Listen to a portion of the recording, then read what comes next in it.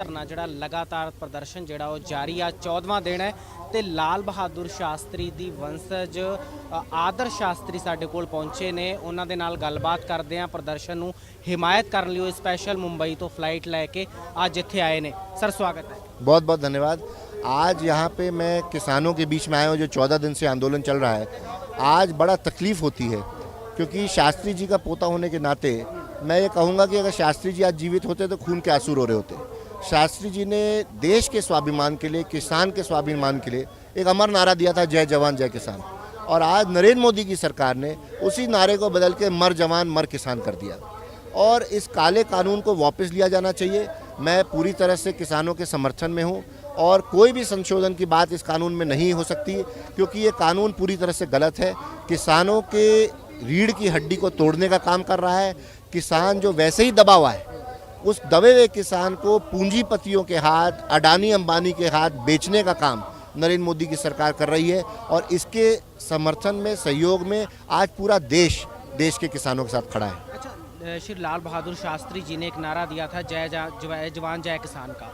आज आपको नहीं लगता कि जवान जो है उसको किसान के सामने ही खड़ा कर दिया, दोनों को आपस में ही लड़ाया जा रहा है? बिल्कुल, मैं यही कह रहा हूँ कि आज आप देखिए तो जवान और किसान का जो बराबरी करी थी शास्त्री जी ने, वो इस सोच से करी थी कि जिस तरह जवान सरहद पे देश की रक्षा करता है, उसी तरह किसान अनाज उपज के साथ देश का पेट भरता है और उतना ही बड़ा काम कर रहा है देश की रक्षा करने में।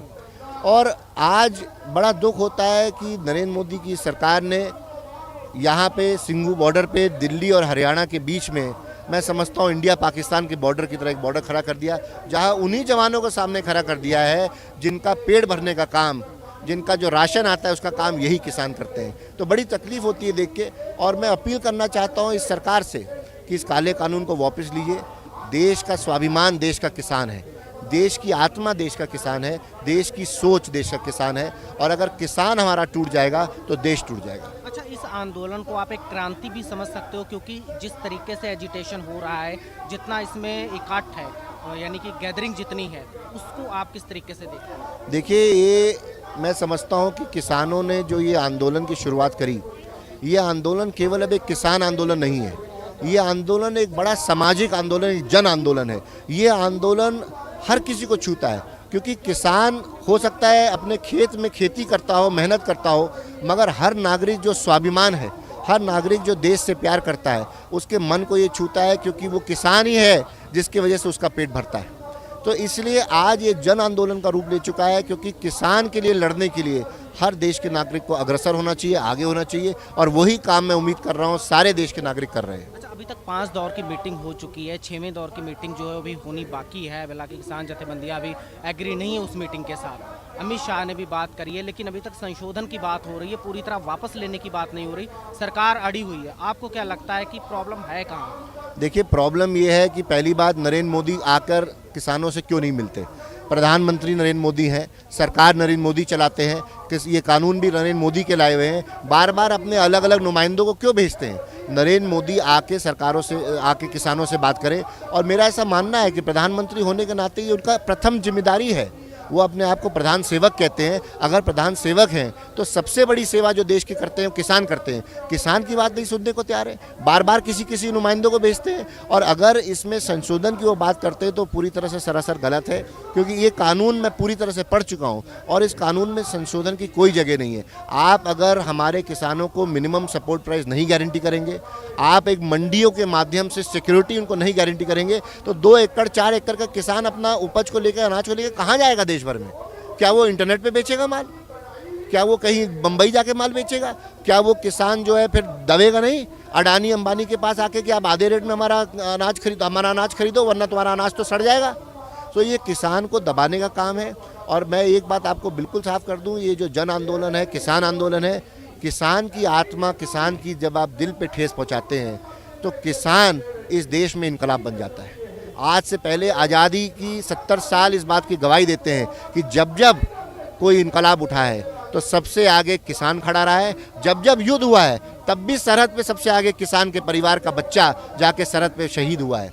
तो किसान जब चाहेगा और जिस दिन जागेगा उस दिन इनकलाब इस देश में आएगा। और आज ये जन आंदोलन इसी का नतीजा है कि देश भर के किसान जागे हुए हैं। एक चीज़ ये बताइए, आज़ादी का मेन मतलब समझ में नहीं आता, क्योंकि एक तरफ किसानों को देश के अन्नदाता कहा जा रहा है, दूसरी तरफ उनको खालिस्तान के साथ जोड़कर, उनको खाड़कूवाद के साथ जोड़कर देखा जा रहा है। इसको आप किस तरह देखते हो, जिस तरीके से इसको प्रेजेंट किया? देखिए, ये तो नरेंद्र मोदी की सरकार और उनकी मीडिया का एक तरह से ओछा घटिया खेल है।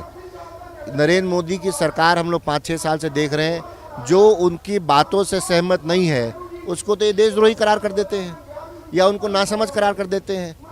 आप बताइए, नोटबंदी से कितने लोग मरे, कितने लोग परेशान हुए, और नरेंद्र मोदी जी ने बोल दिया कि ये जनता को बोल दिया कि ये आपके हक में है, आपके फेवर में है, मगर आप समझे नहीं। जीएसटी लागू कर दिया, व्यापारियों को बोल दिया ये आपको समझ नहीं आया, आपके हक में है।